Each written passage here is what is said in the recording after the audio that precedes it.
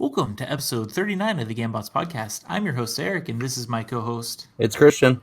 On this week's episode, we are going to be talking about Stranger Things Season 3, Godzilla, King of the Monsters, Spiderman, Far From Home, and Anthem. But first, Stranger Things Season 3 was recently released, and you had a chance to check it out, Christian. What did you think of it?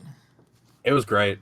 I did almost what I did with Season 2. I didn't crush it starting from the moment it was released like I did last season, but I still managed to catch it all on day one, and it was pretty great. It might be the best season so far. It's definitely on the same level as Season 1. So we are going to try and discuss this without spoilers. I haven't seen it, so I might be asking some dumb questions. I've not actually seen Stranger Things since Season 1, which I really liked, but I just never got around to following up on. So I'm curious to hear about this one. What is the main premise of this season? So it's a little tough to get into without spoilers, especially if we're doing no spoilers for Season 2.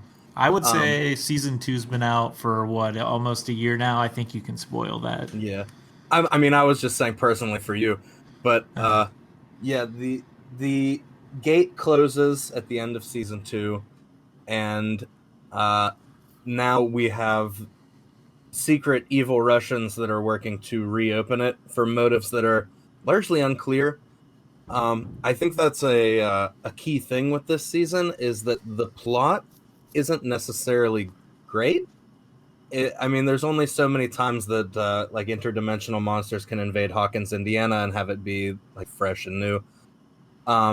But the characters and like the little twists and turns, I think, make up for it in a way that you don't really notice unless you're really closely examining it. So, since I've only seen Season 1, are all the characters from Season 1 and 2 making a return on this one? For the most part, yes. There's a couple people who, died along the way that aren't obviously in this one, but anyone who's survived Season 2 is in this, and they all get their own plots. They all get their own individual storylines, which is nice. They team up as the season goes on, but each of them has their own like personal thing going on. They're not just cogs in the plot machine anymore. When you say they each have their own storyline, is that just there's threads throughout every episode, or is each episode dedicated to a character? No, there's very much threads through every episode. Like one of the chief complaints I had, and I know a lot of people had with Season 2, is that I believe it was episode 7 or 8, kind of just went completely off and focused on one character in particular off in another city. And so it was jarring, like the break in continuity. Whereas in this one, it's all very streamlined. It's really nice. It's very well done. Are there any standout characters to you in this season? Oh yeah, for sure. I mean, my favorite is always Steve. He grew on me basically in the last moments of Season 1, and then in Season 2, his relationship with Dustin really becomes a great piece of that whole season, and then it gets even better in this one. They introduce some new characters, which they, just like they did in Season 2, keep it a little fresh. Mainly the characters of Alexi and Robin, both of whom I really, really enjoyed. I thought they were very welcome additions. Yeah, it's tough without getting into spoilers, so this might be a short one, but it was, yeah, all the characters have something to do. They all have their own unique personalities, so it's the characters who really bring this show to life. It always has been. How is 11 in this season? She is one of my favorite characters from Season 1. I'm curious how she's grown over the past couple seasons. She's all right. She's never been one of my favorites, to be honest. But all the characters have grown up. Like the kids, at least. Like the older characters are largely the same, but the kids are all growing up and like maturing, and so there's a lot of plot in this dedicated to like their romantic relationships and how they're growing up that way. And so it was interesting to see, especially because I went back and started Season 1 again, and seeing the characters, you don't notice them aging as you're watching them go, but like watching Season 3 and then going back to Season 1, it's jarring. So season one had a huge D&D focus, based on like the main monster was basically a D&D character. Uh, have they gone away from that, or have they leaned more into the D&D stuff? I've always been curious about that. They have gotten away from it, but they've gotten away from it in a way that they wrote it into the story, right? So it's like I said, they're all growing up, and so the one character throughout this, like the first 3 episodes of this season, keeps trying to get them, can we play D&D now? Can we play D&D now? Can we play D&D now? And they keep telling him no because they're spending time with their girlfriends, and so it's kind of like they're kind of using it as a proxy for just growing up and moving past like playing games with each other, and so they have moved away from it, but kind of intentionally. I get that's a plot device, but I feel like you can play D&D at any age at this point. Oh yeah, for sure. But I think it's Not in the 80s even though, totally for nerds. yeah. But even with that being true, I think there's an age where you hit where you're done with nerdy games like that for a while because it's kids stuff, and then you can kind of come back to it later. Because that's how I was with like Disney movies. At a certain point, I was like, ugh, who wants to go watch cartoons at the movies anymore? And now I'm like, my God, I can't wait for the next Disney movie. So I'm going to guess that you are suggesting our listeners check this one out. Oh yeah, 100%. If this isn't the best season, it's really really close. It's really really good. I can't recommend it enough. If you like Stranger Things, 100%, and it's on Netflix like all the other seasons.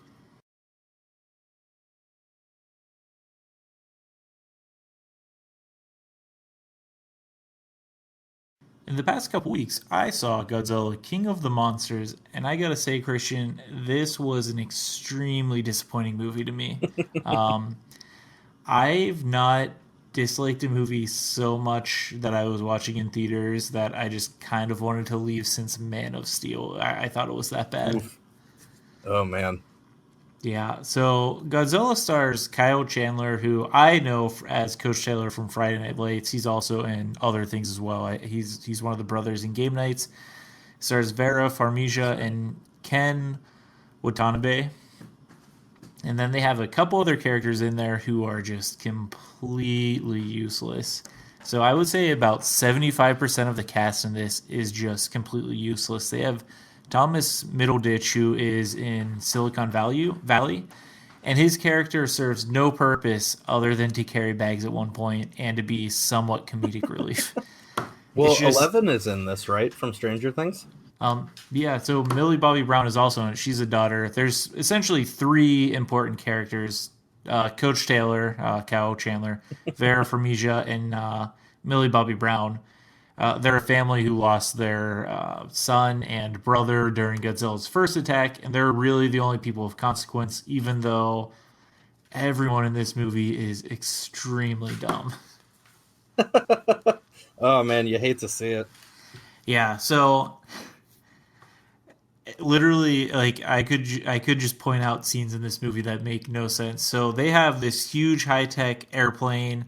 They're the Godzilla experts, and they bring Coach Taylor in, and then he just starts pointing out simple things about like predator and prey, where he's like, Godzilla's sniffing out prey. Everyone stop moving to show him we're not a threat, and everyone's like, okay.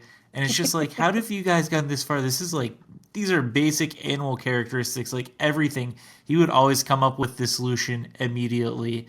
There's one part where they couldn't open an airplane hatch, and there's a bunch of people working on it, so he just drops a plane through it. Like, it's just always him thinking of the answer, and everyone else around him is a complete moron.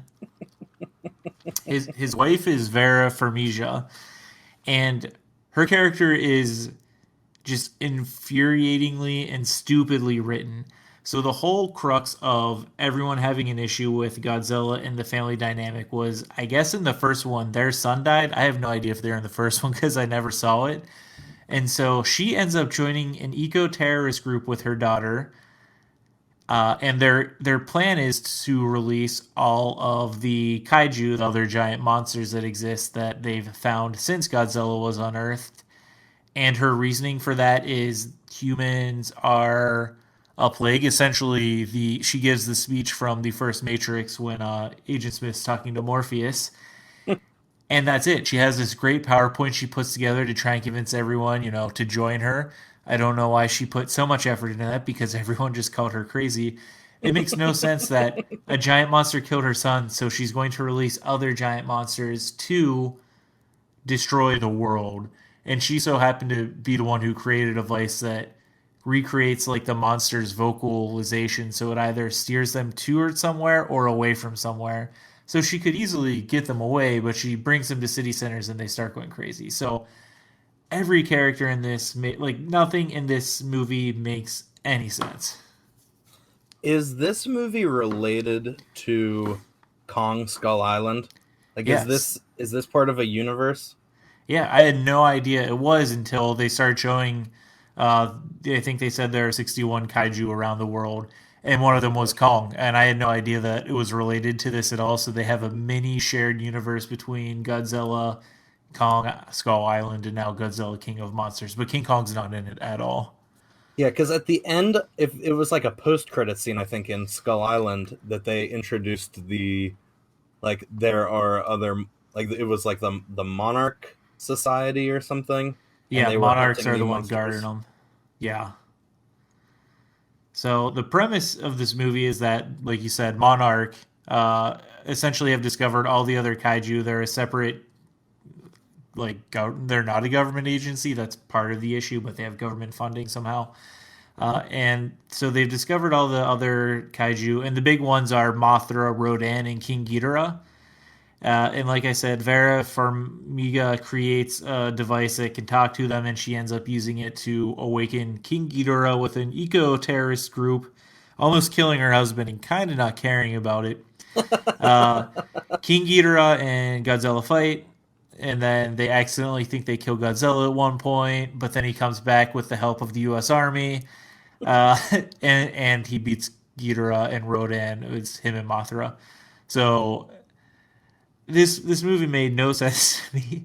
When you think Godzilla died, Ken Watanabe's character, I have no idea. He's like in love with Godzilla. He like sacrifices himself to let off an atom bomb and has this really weird touching moment where like Godzilla is essentially a god to him. Um, Lord. Nothing. This movie was so badly done. I went to it because I just wanted to see giant monsters fight, and those parts were awesome. And the shots where they show the sheer size of them compared to humans, also very very cool.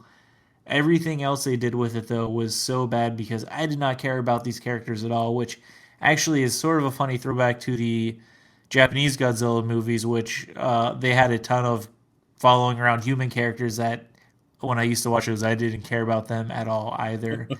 I used to be a huge Godzilla fan. I had like a 20 VHS box set and I would watch all of them and I like would read the books and stuff. But so I had super high hopes for this movie and it was very disappointing.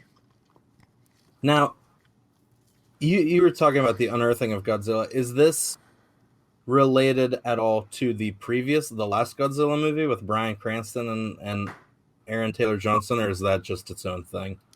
Was this the one that was released in like 2013 or something? Yeah. Yeah, this is a direct sequel to that. Oh, wow. Uh, Side note, I forgot entirely. Just they threw out some crackpot theories. They are one step away from saying the Earth's flat in this one. Oh, Godzilla God. travels so quickly around the world because it's the hollow Earth theory, and he's able to somehow go down holes in the ocean that then teleport him to other parts of the world, even though it wouldn't really make sense because it's not like he's going through the Earth. He's going from like the top of South America to like New York. Good God. It's ridiculous, like the pseudoscience they have in this, the horrible just one liners that this one dude has who serves no other purpose but to be like a witty like I don't know where I'm going with that, but yeah, he sucks. uh the best part of this movie by far was there is one quiet scene in the whole movie where it's Coach Taylor and Ken Watanabe having like a very serious conversation right before Ken Watanabe goes to die. This dude next to us just farts.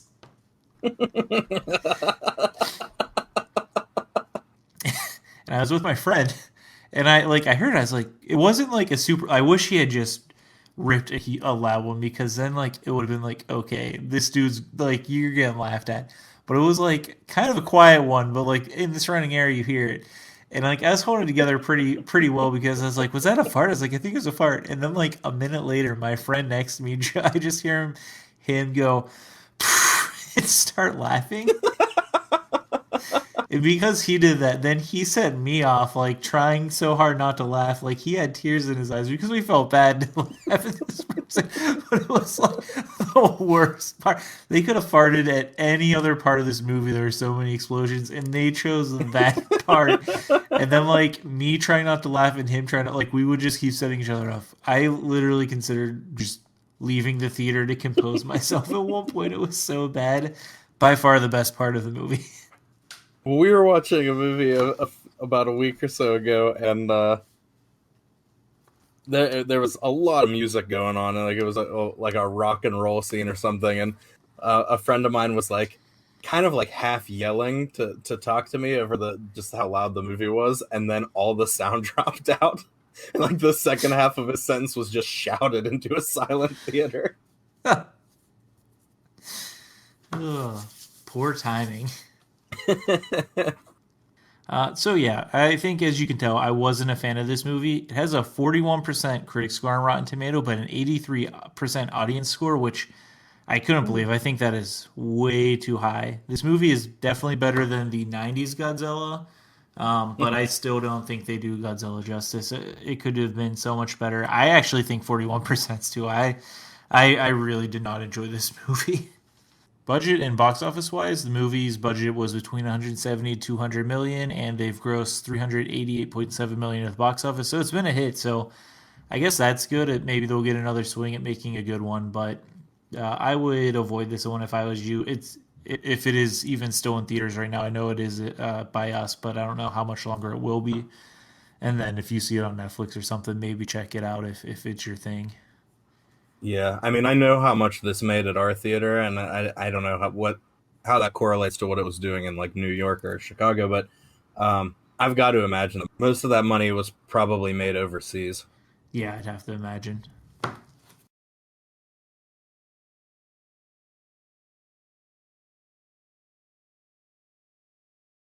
This past weekend, Christian saw Spider-Man Far From Home. This is the first movie since Endgame. Christian, how does it hold up? It's so good. It holds up great. This is going to throw off all my MCU rankings that we had gone over before because this is probably in my top 5. Wow, that's a strong showing. Then after Endgame, I was worried that they'd have a bit of a setback. Yeah, no, it was pretty awesome. Every facet of this movie works. So, what is the basic premise of this one without spoiling too much? Without spoiling too much, there's a couple plots. The the A plot is that there is a group of elementals that are invading Earth. So there's a air monster, and there's a water monster, and there's an earth monster, and a fire monster. And they're invading the Earth from whatever dimension they were in before and trying to destroy it. So Spider-Man has to team up with this new guy, Mysterio, who is from a version of Earth that they have previously destroyed. And so he knows all about them, and they have to work together to try and stop them to save this version of Earth. One thing I've been curious about on this one, and I don't know if it'll be spoilers or not. How do they handle Peter being gone for 5 years? Like, were his friends also gone for 5 years, or is everyone 5 years older than him now? Some of them, so they're referring to it now as the blip, and so he and Ned and MJ apparently all got disintegrated, and so they're all still the same age as each other.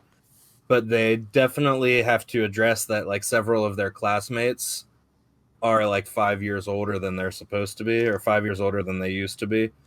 So they all grew up without them. So like there's a guy that's in the same class as them now who used to be 5 years younger than them.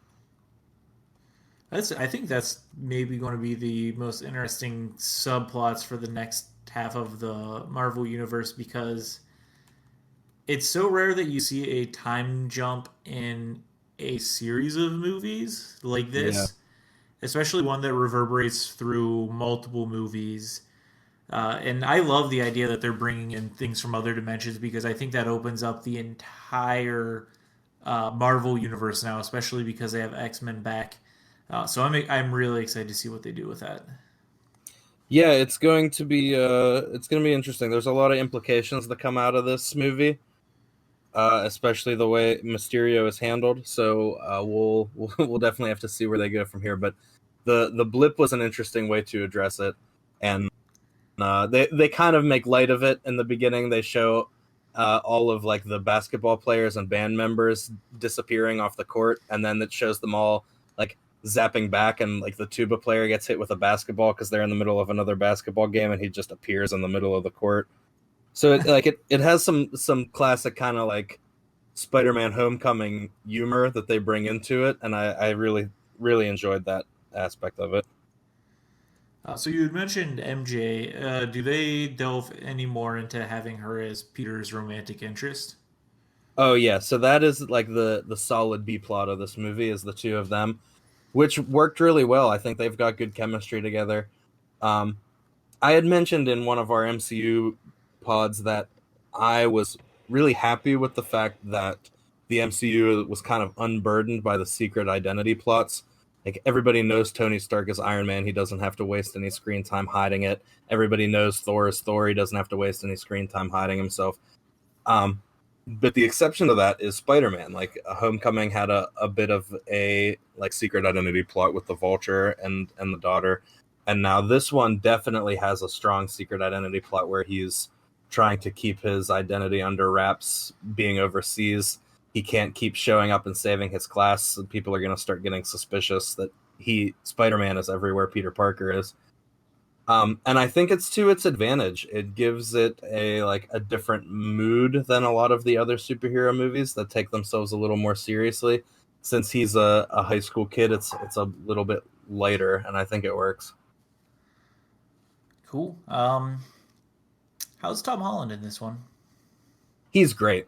So he was already my favorite Spider-Man, probably even just after his short appearance in Civil War. But this really cements it for me. He did a great job. He plays a really good, like, awkward Peter Parker character who is just kind of trying to get through life.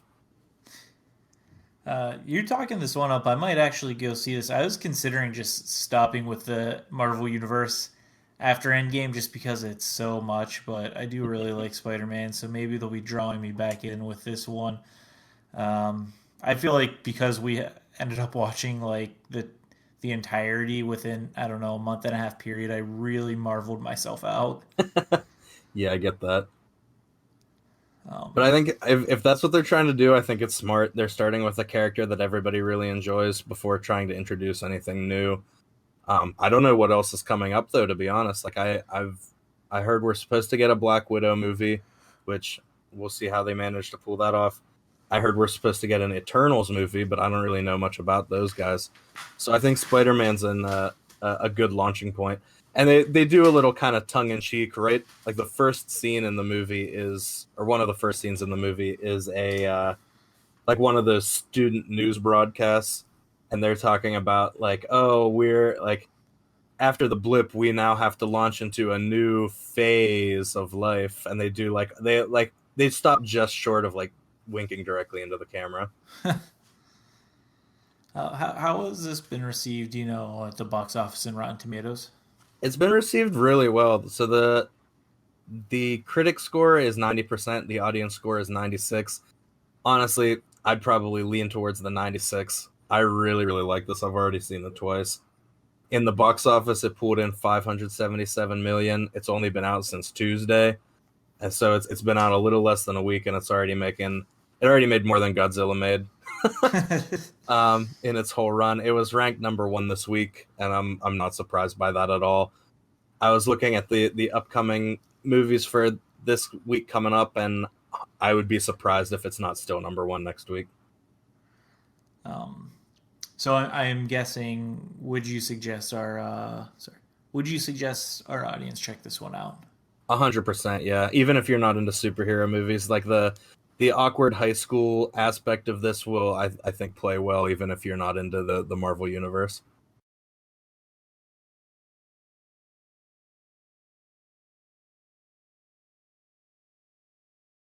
All right, so I finally have gotten the platinum for Anthem and am ready to talk about this game.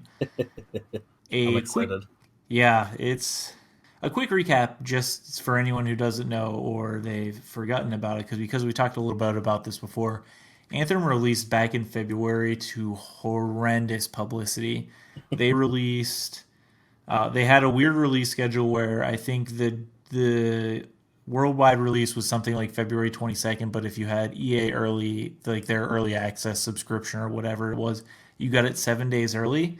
So it was released as basically a mess where they had insanely long load screens. People would just be booted.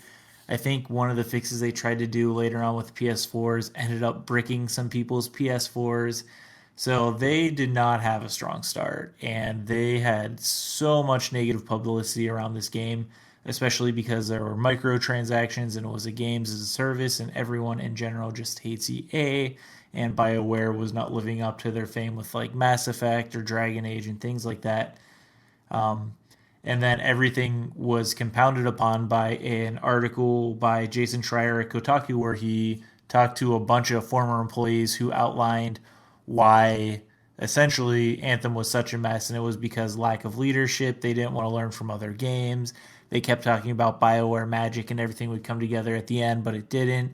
They changed direction like 20 times, or they'd focus on one thing that didn't really matter at the end of the day. So really, from start to finish, Anthem seemed like it was not going to be a great game other than the announcement trailer that they had for E3 in 2017 that got a lot of hype for it.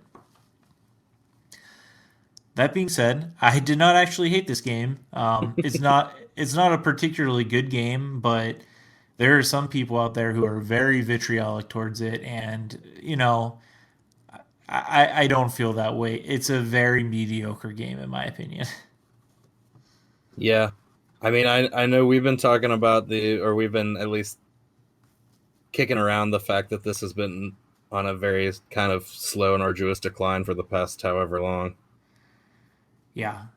Yep. It's. I mean, that's the thing is, it's just it's middling. They don't particularly do any. They do like one thing pretty well, and everything else is poorly done. So one, this story is basically non-existent, and it's really just an excuse to get you to go on missions. There's some nonsense about you having to stop enemy that you see like twice from getting a super weapon, and it's essentially just a reason to get you into a raid fight. But you have to go through a lot of missions towards it. It's super repetitive. They essentially have five mission structures where you're either having to kill all the enemies, you have to kill a specific enemy, you have to find six pieces of something or other and place them somewhere else, or you have to defend an area for however many seconds, or you have to destroy some crates. Like, that's every mission, and you just repeat over and over again. And when you're going for the platinum, then you have to level up all of the javelins, and you're doing like contracts and stuff. It gets very repetitive, which is unfortunate because the actual gunplay of this game, you using your abilities, the javelins, those are all actually really cool, but there's not enough variety in them to survive you doing the same thing over and over again. And what also hurts it is there's maybe 15 different enemies in the game total. Oh, Um, good God.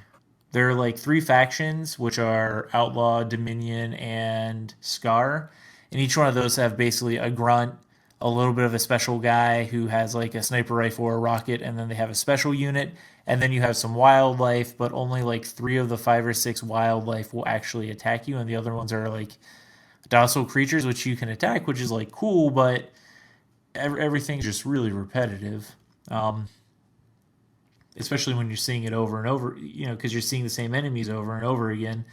Uh, and the strong suit of this game is they have a pretty big open world that you can fly around, which is cool, but they then have you constantly over like heating your suit while you're flying. So if you get into the red, you overheat and you have to land to cool down, or you have to fly around looking for waterfalls. They don't put waterfalls out everywhere throughout the world. So a lot of the time, you're just flying from point A to point B, which is halfway across the map. Number one, why are you putting those so far away? It doesn't make any sense to me. And then you're having to stop every 30 seconds to cool down, which is just annoying. Like flying should be fun, and it's not. It's a chore, it's tedious, and it's like mini resource management, which adds to you just being angry when you play the game. Yeah, it sounds like there were a lot of mistakes made on this one. Yeah. There were. I mean, it's unfortunate because BioWare is known for having conversations in games, having you being able to choose branching dialogues, and they attempt to do that here with the hub world of Fort Tarsis, where you can go around and talk to the inhabitants. And I actually think I liked talking to the inhabitants more than some other reviewers out there I saw, but overall, you can go through the game without talking to anyone other than the people to progress a quest, and it would make no difference. What you choose and what you do has no effect on the game of how you answer these people. You only have two choices. You just try not to be the jerk, and you'll get some points that help you get a little bit money down the road when you're trying to level up factions. But I didn't like most. I like maybe half of the characters. There was one pretty good story where this woman had dementia and thought you were her son, so it was actually kind of interesting how you could play off and try and help this woman get past that. But there were other people, like one guy was just a gossip who was voiced by Boyle from Brooklyn Nine-Nine, which was cool. Like he did a good job, but his character was just boring and unnecessary. Like it was uninteresting. Man, that's too bad. Like I remember this came out at the same time as Apex, right? That was one of the like it was gonna be like contentious to see which one was gonna survive. Yeah, I don't remember if Apex dropped the week before or the week after, but it was right around that time because they were both EA properties. Well, I know all my friends are currently still playing Apex Legends, and I don't think I've heard any of them talking about Anthem.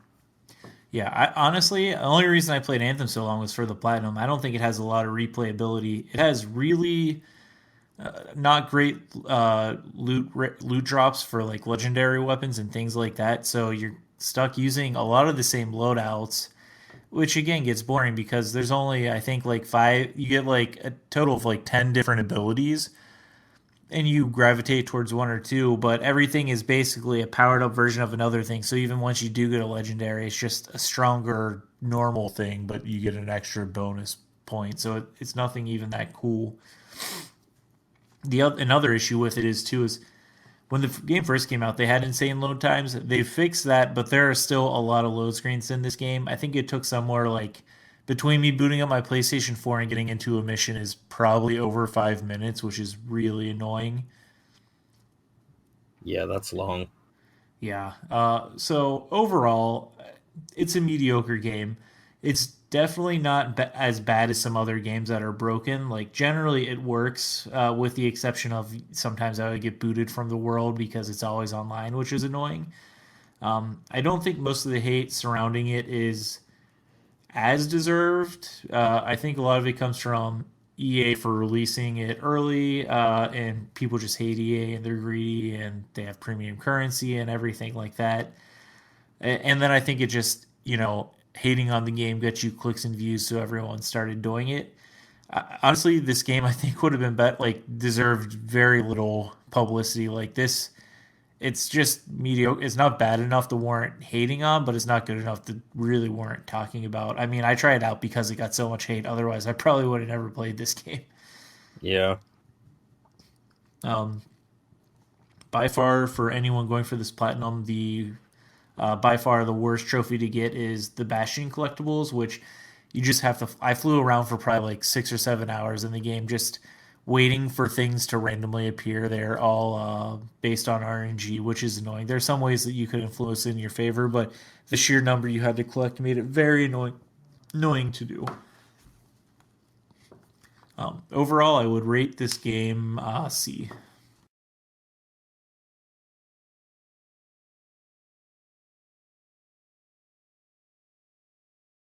All right, now we're going to play our Amazon review game. A quick recap of the rules are I pulled some 5-star reviews of a movie from Amazon.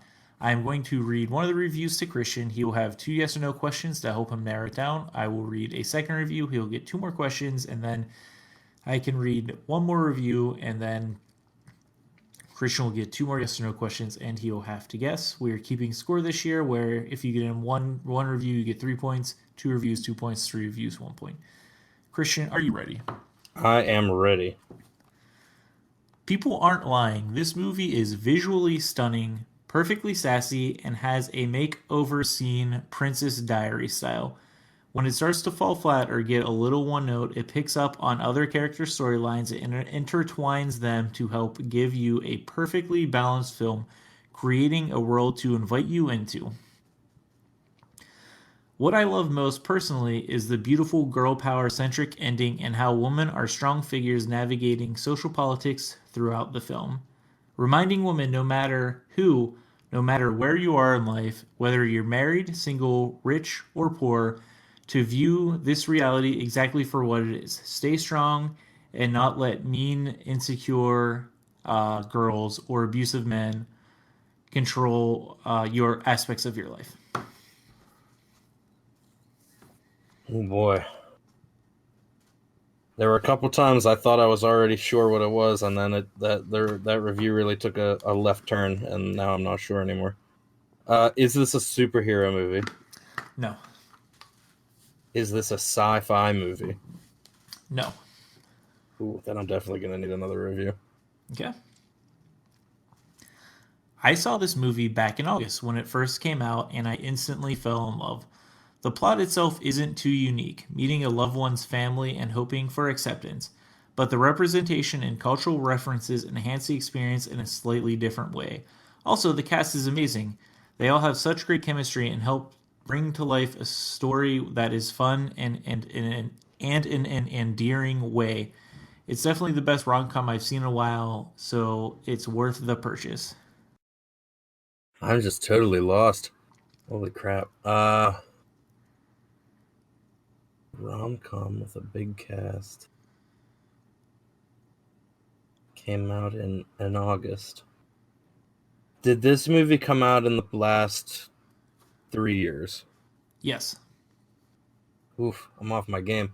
Yeah, just go ahead and give me that third review. Okay. I saw this in theaters with another Asian friend, and we Asians loved it. Now, I'm so happy to say I own it. So exciting to see Constance Wu rock the big screen. Besides the much talked about Asian representation, this is still an overall great rom-com. Drama, love, and 2-second breakups and then they get back together cliche, and many other cliches. This movie has it all. I can't wait for the second. Great cast, great story, good job to everyone involved. Crazy Rich Asians. Yes, that is Oh it. man, I even reviewed this. We just talked about this movie today. I'm so disappointed in myself. I know. I was like, I'm going to try and trick you a little bit by picking one we've talked about on the podcast. And I was like, I know Christian's seen this one. Oh man, that was a good one. Yeah, so I finally saw this. What did you think? Overall, I know I was texting you like problems I had with it, but overall, I think it was like a good movie. I don't think I'm a rom-com fan, but throughout this movie, they have so many shots of just Constance Wu's face, and then another shot of her boyfriend's face, and then they go back to her face, and then his face. It happens like 3 or 4 times in the movie, in completely unnecessary ways. Like they're in the like doing the wedding scene, and the focus is like on those two staring at each other, and nothing else for like 20 seconds. Yeah, I would have to go back and look again. I don't remember that at all. Yeah, and then just some things that maybe this is just because it's a rom-com thing, so they just overlook it. If I was her, and I feel like any normal person would have been 100 times more angry that he's like, we're going to China, and then drops on you that he's like one of the richest people in China and his family's definitely going to hate you. Like there was no preparation on that at all. Like they try and make him seem like this charming guy, but he comes off as really selfish to me. Yeah, there were definitely some problematic things in that movie for sure. Yeah, but it was fine. I really just don't think I am a rom com guy. All right, thanks for listening to our episode, guys. Before we head out, Christian, what are you going to be checking out this week? I've got a couple things on my list. I mean, my backlog of TV shows is getting almost untenable, so we'll see. I might have to trim the fat a little bit. But Crawl comes out this week. It looks like a terrible movie where the girl has to fight a bunch of alligators in the middle of a hurricane. Stuber comes out this week with Kumail Nanjiani and Dave Bautista. I'm very excited about that. Otherwise, I'm probably going to be trying to finish Good Omens. I'm like 4 episodes in right now, so I think I should be able to get it finished this week, hopefully. And then I'm probably going to move on to maybe Handmaid's Tale, which is something I've been putting off for a long time. Cool. Yeah, I finished Good Omens, so if you finish that this week, we should definitely talk about it next week. I really liked it. Yeah, 100%. Otherwise, for me, I also want to see Stuber, but I am going to be out of town from Thursday night until like Sunday afternoon, so I'm probably not going to actually be able to do as much as I want. Video game wise, I played some more God of War. It's pretty good so far, but for whatever reason, it's not hooking me. And then I picked up Bloodstained Ritual of the Night, which is a recently released game. I think it came out last week some point. It's by the original creator of Castlevania, so it is Ooh, nice. a spiritual successor to Symphony of the Night, and it is awesome. Like, I am loving the game. Symphony of the Night was one of my favorite games. Like, as a kid, playing that on the original PlayStation, the music is great. I still kind of listen to it sometimes. Yeah, well then, two things you should check out. They recently re-released HD collection for Symphony of the Night, or Nice. Koji Igarashi is the guy who did these. This is like, I mean, this is as close to a sequel as I think you're going to get. Like, it's awesome. It's $40 right now, but if you can find it on sale or something, or if you don't mind spending 40, like, it's super fun. Oh, I'm excited. Other than that, I don't think I'm going to do much else. I'm actually reading books. I'm trying to get back into reading, so I finished. I started and am trying to finish the entire series, but it's the Sandman Slim series by Richard Kadri. It's a urban fantasy book series that's based in Los Angeles. First book didn't hook me as much, but I really got into the second one, so I started the third one last night. It's a pretty good series. I check it out if anyone likes those styles of books. Nice. And then one other thing I want to shout out that I am 99% sure is happening this weekend is AEW is a wrestling promotion that is coming out that is a challenge to the WWE. It stands for All Elite Wrestling. It's being funded by the Jacksonville Jaguars owner, and they have basically picked up a couple of the top names from WWE and then all of the best independent New Japan Pro Wrestling guys. So they got Chris Jericho, who's famous probably for the late 90s, 2000s, but he's in there. They picked up Dean Ambrose, who now goes by John Moxley. They have Cody Rhodes and Dustin Rhodes, who are both sons of,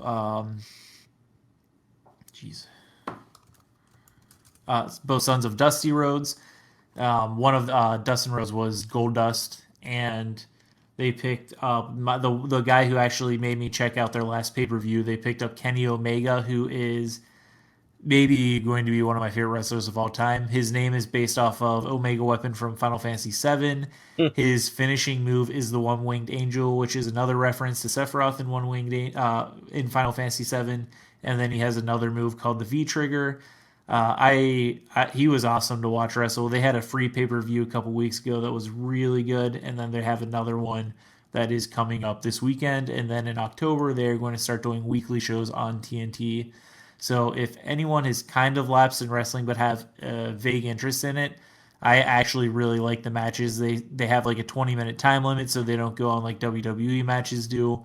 I think they've been pretty good so far, so I would just want to give a shout out to them. Cool. All right, guys, thanks for checking out our episode. If you would like to contact us, we are at Gambots Network on Twitter. You can reach us at gambots.blog@gmail.com. If you have any suggestions for the Amazon review game, send them in and we'll probably use them.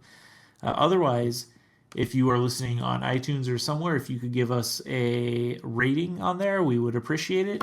Thanks for listening, guys. Thank you.